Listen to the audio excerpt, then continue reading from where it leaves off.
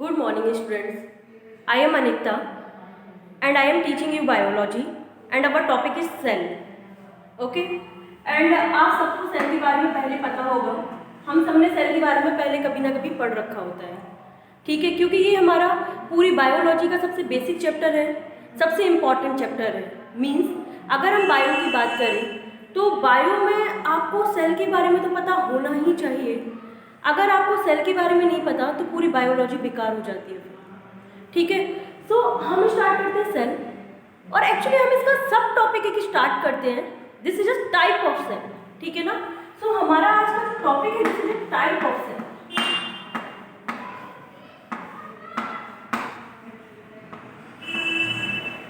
जब हम बात करें टाइप ऑफ सेल की तो हम सबको पता है कि जो सेल के जो टाइप होते हैं वो कितने टाइप की सेल होती है. दो टाइप की. पहली प्रोकैरियोटिक सेल. जो पहली सेल होती है this is a prokaryotic cell. और बेटा जो दूसरी सेल होती है this is called eukaryotic cell. तो अब मैंने आपको बताया हमारे पास जो सेल होती है वो दो टाइप की होती है, प्रोकैरियोटिक सेल. और मैंने आपको जो दूसरा बताया this is called what, this is called eukaryotic cell. ठीक है जी. आप बेटा हमेशा याद रखना the meaning of pro. Pro means होता है प्रिमिटिव. प्रिमिटिव मीन्स कुछ भी इनिशियल सा, कुछ भी सिंपल सा. ठीक है ना. तो प्रो मीन्स क्या है? Primitive, simple. और बेटा हमेशा याद रखना जो कैरियन वर्ड होता है, karyon word is related to the nucleus. हमेशा कैरियन वर्ड का यूज हम न्यूक्लियस के लिए करते हैं. तो न्यूक्लियस मतलब ऐसी सेल जिसके पास प्रिमिटिव टाइप का न्यूक्लियस होता है उन सेल को हम प्रोकैरियोटिक सेल कहते हैं. The cell which have primitive type of nucleus is called prokaryotic cell. Okay. अब बेटा बात करें अगर यूकैरियोटिक सेल की तो हमेशा याद रखना जब भी यू वर्ड आता है पूरी बायोलॉजी में कहीं पर भी यू वर्ड आ जाए the meaning of you is always true. True means complex, जो आज के इन्वायरमेंट में एग्जिस्ट कर पा रही है, आज के हमारे जो मॉडर्न एनवायरमेंट है उसके साथ एग्जिस्ट कर रही है. Right. So this is a modified cell. This is a true type of cell. और you can say this is a complex type of cell. So, U means true, U means complex. Carrion means again nucleus. So, the cell which have eukaryotic cell, the cell which have complex type of nucleus is called eukaryotic cell. अब बेटा अगर हम example की बात करें तो जो prokaryotic cell होती है वो जनरली आज के टाइम पे सिर्फ मोनेरा में देखने को मिलती है. अगर आपने कभी भी एनिमल किंगडम या बायोलॉजिकल क्लासिफिकेशन के बारे में पढ़ा होगा तो आपको पता होगा मोनेरा. मोनेरा क्या होता है? अगर आपको नहीं पता है तो आप अभी ऐसे दिमाग में रखो बैक्टीरिया. जनरली जो बैक्टीरिया होते हैं उनमें जो सेल होती है वो प्रोकैरियोटिक टाइप ऑफ सेल होती है. बैक्टीरिया के अलावा दुनिया में आपको जितने भी लिविंग ऑर्गेनिजम्स दिख रहे हैं उन सब में जो सेल होगी this is a eukaryotic type of cell like human being also. Okay. So हम इसमें एग्जांपल्स में बहुत सारे एग्जांपल्स हैं हमारे पास. आप ह्यूमन बीइंग भी कंसीडर कर सकते हैं. ओके. सो हमारे पास कितने टाइप की सेल्स हैं? Two types, prokaryotic cell as well as eukaryotic cell. Pro means primitive, karyon means nucleus.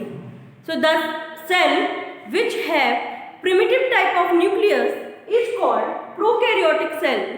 The cell which have complex type of nucleus is called eukaryotic cell. Okay? So ये तो हमारा हो गया type of cell. अब जब हम discuss करते हैं one by what is prokaryotic cell and what is eukaryotic cell. Okay, तो हेडिंग बना लो prokaryotic cell.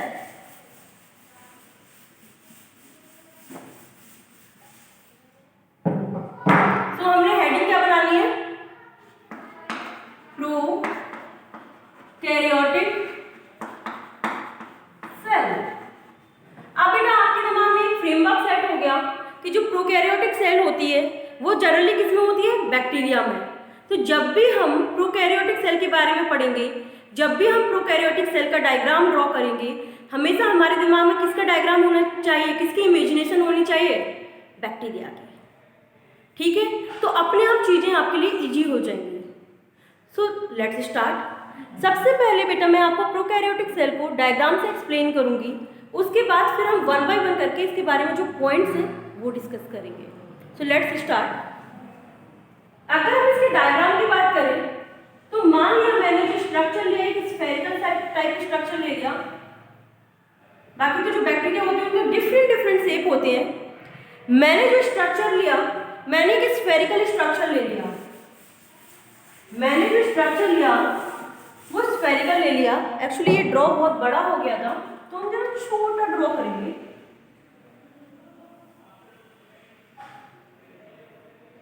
Okay, so this is the outer boundary of the prokaryotic cell. एक चीज हमेशा याद रखना, जो प्रोकैरियोटिक सेल होती है उसकी जो आउटर बाउंड्री होती है उसको आप क्या कहते हो, उसको बच्चा हम क्या कहते हैं, जल्दी से बता दो। उसको हम कहते हैं सेल वॉल।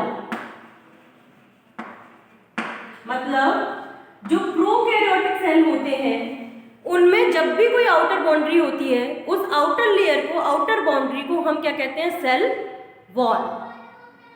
अब बेटा जो ये सेल वॉल होती है वो किसकी बनी होती है, जो सेल वॉल होती है उनकी वो जनरली कॉम्प्लेक्स पॉलीसेकेराइड की बनी होती है। अगर हम बात करें प्रोकैरियोटिक सेल की सेल वॉल की, तो this is made up of complex polysaccharide. ठीक है ना, तो हमने ये भी मेंशन यहाँ पे कर लिया। अब बेटा हम सेल वॉल की बात जाए तो जो इनकी सेकंड लेयर होगी,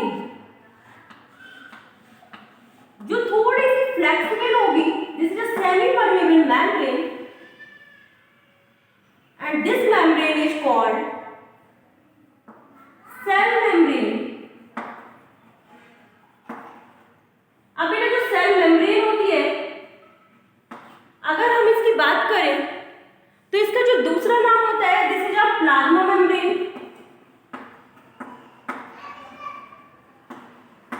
और अगर हम इसके तीसरे नाम की बात करें तो this is also called plasmalemma. ठीक है ना, this is also called plasmalemma. So हमने आपको पहले से बताया this is a cell wall. Cell wall is the outer layer, second layer is cell membrane, this is also called plasma membrane, this is also called plasmalemma. अब बेटा इसके अंदर जो खाली स्पेस दिख रहा है, इस स्पेस के अंदर हमेशा एक लिक्विड भरा होता है। आपको पता है इस लिक्विड को क्या कहते हो आप, this liquid is called cytoplasm. इस लिक्विड को हम कहते हैं साइटोप्लाज्म।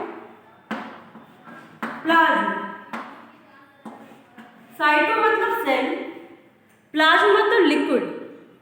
सेल का लिक्विड, सेल के अंदर present liquid, this is called cytoplasm. और ये जो लिक्विड होता है वो थिक होता है और विस्कस होता है। मतलब ये जो लिक्विड होता है वो थिक होता है एंड विस्कस होता है। What is the meaning of viscous? देखो, एक आपने फिजिक्स के अंदर एक टर्म पढ़ा होता है डेंसिटी। एक पानी होता है, एक ऑयल होता है, तेल होता है। अगर आप उन दोनों की डेंसिटी देखोगे, थिकनेस देखोगे, तो आपको पता चल जाएगा कि जो ऑयल होती है उसकी थिकनेस ज़्यादा होती है, उसकी डेंसिटी ज़्यादा होती है, जबकि जो वाटर होता है उसकी डेंसिटी उतनी नहीं होती है। कहने का मतलब ये है कि जो साइटोप्लाज्म होता है उसकी डेंसिटी हाई होती है एज कम्पेयर टू वाटर। ये वाटरी फ्लूइड नहीं है, ये विस्कस फ्लूइड होता है क्योंकि इसमें बहुत सारे एंजाइम्स वगैरह अदर थिंग्स मिक्सअप होती हैं, जिसकी वजह से इसकी जो डेंसिटी होती है वो हाई होती है। ओके, सो स्टार्ट करते हैं। साइटोप्लाज्म हो गया। अब बेटा मैंने आपको पहले ही बताया है, they do not have complex type of nucleus, मतलब इनके पास कोई भी कॉम्प्लेक्स टाइप ऑफ न्यूक्लियस नहीं होता है बेटा। इनके पास बहुत सिंपल सा प्रिमिटिव टाइप का न्यूक्लियस होता है, जिसमें कोई भी न्यूक्लियर मेम्ब्रेन्स नहीं होती है। ठीक है जरा, तो इनका जो यू कैन से कि इनका जो जेनेटिक मटेरियल होता है वो साइटोप्लाज्म में स्प्रेड फॉर्म में पड़ा होता है, right. So this is a genetic material.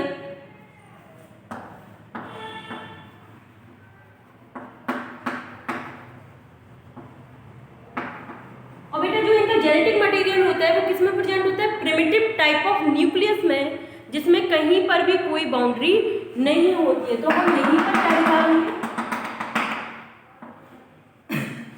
Primitive type of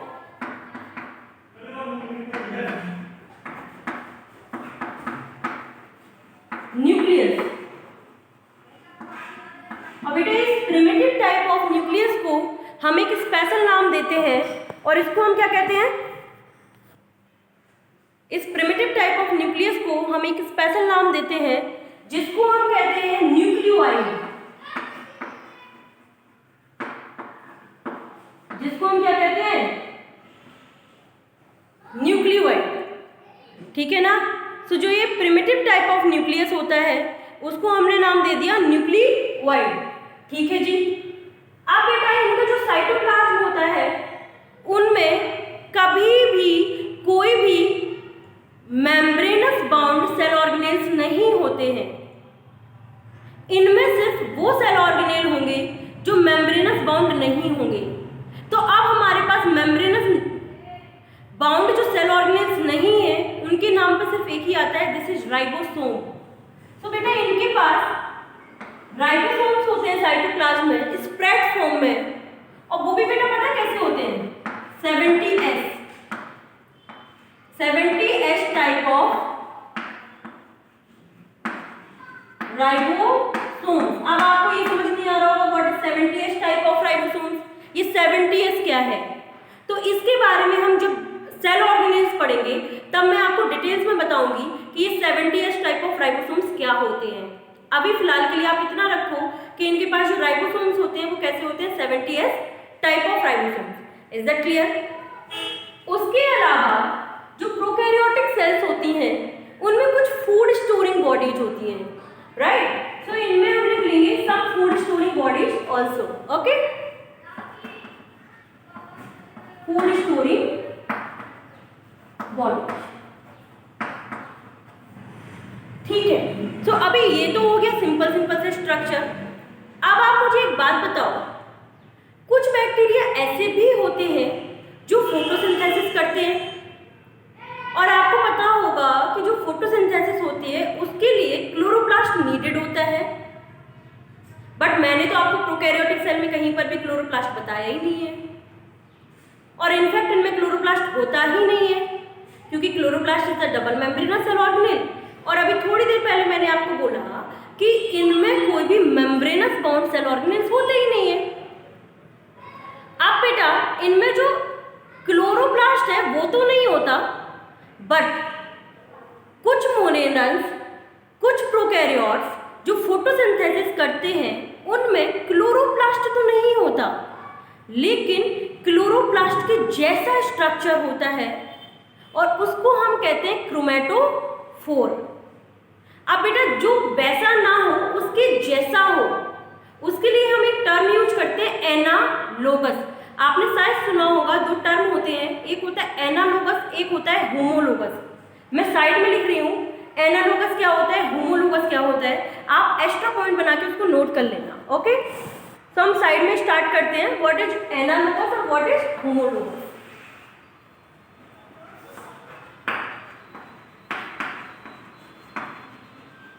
बेटा दो टर्म होते हैं। एनालोगस का मतलब होता है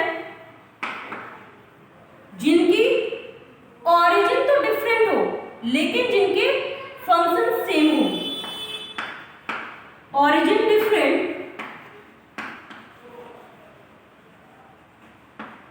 फंक्शंस सेम, मतलब ऐसे ऑर्गेनेल्स जिनके फंक्शन सेम हो लेकिन जिनकी स्ट्रक्चर डिफरेंट हो, जिनकी ओरिजिन डिफरेंट हो, उनको हम क्या कहते हैं? एनालोगस। अब बेटा अगर हम बात करें होमोलोगस की, होमोलोगस किसे कहते हैं? एक और टर्म है जो साइमल्टेनियसली इसके साथ चलता है, दिस इज कॉल्ड होमोलोगस। बेटा होमोलोगस का मतलब होता है जिनकी ओरिजिन तो डिफरेंट हो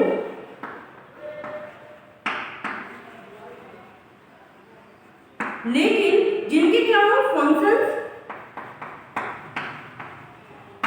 सेम, जिनकी ओरिजिन डिफरेंट हो और जिनके फंक्शन सेम हो, उन ऐसे ऑर्गेनेल्स को हम क्या कहते हैं? Homologous organelles. सो आपको ये टर्म क्लियर हुए? एनालोगस कैसे कहते हैं, होमोलोगस कैसे कहते हैं? जब आप बेटा 12th क्लास में पढ़ोगे एवोल्यूशन वाला चैप्टर, तो वहां पे ये होमोलोगी, एनालॉगी, ये सारे टर्म्स यूज होंगे। और आपको पता है ये नीट में खूब पूछे जाने वाले क्वेश्चन हैं, ये एग्जाम के पॉइंट ऑफ व्यू से बड़ा इंपॉर्टेंट है। आपका जो सेल चैप्टर है ना, अगर हम सेल चैप्टर की बात करें ना, तो जो सेल चैप्टर है वो बेसिक चैप्टर तो है ही सही, पूरी बायो को समझने के लिए तो आपको इस चैप्टर को पढ़ना ही पड़ेगा, साथ साथ में इस चैप्टर से क्वेश्चंस भी खूब पूछे जाते हैं।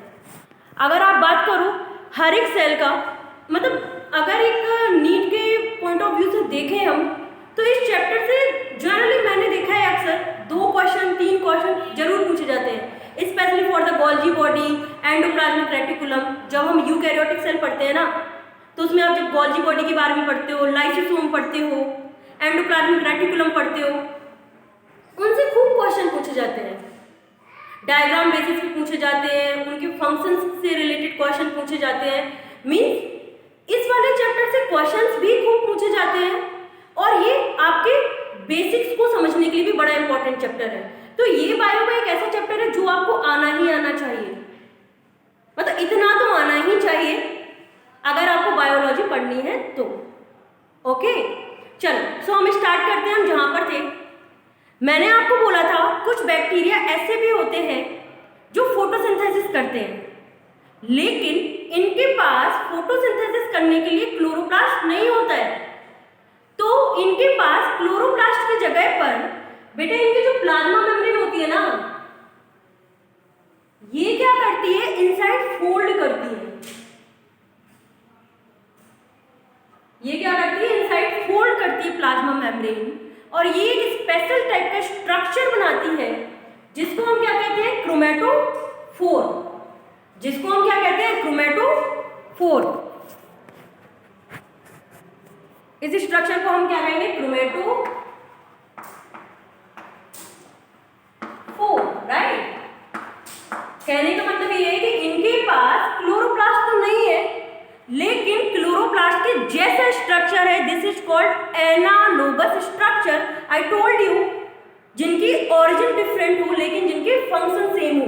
अगर आप देखोगे तो क्रोमेटोफोर और क्लोरोप्लास्ट के स्ट्रक्चर में बहुत डिफरेंस है, लेकिन इनका जो फंक्शन है ना वो सेम है, फोटोसिंथेसिस।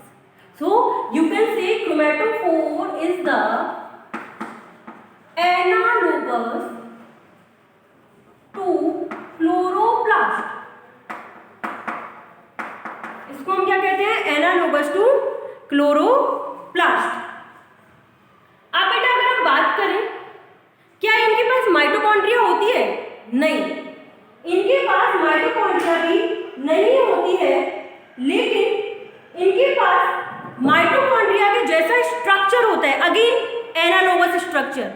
एक चीज याद रखना, चाहे तो माइटोकॉन्ड्रिया का एनालोगस हो, चाहे तो क्लोरोप्लास्ट का एनालोगस हो, दोनों ही जो इनफोल्डिंग्स है ना वो सेल मेम्ब्रेन की है, ना कि सेल वॉल। इसमें कंफ्यूजन मत होना बेटा, जो सेल वॉल है उसकी कोई भी मॉडिफिकेशंस नहीं है, जितने भी मॉडिफिकेशंस हैं वो सारे के सारे सेल मेम्ब्रेन के हैं, ठीक है ना। सो हम क्या करेंगे इसमें, जो नेक्स्ट होगा this is a modification of the cell membrane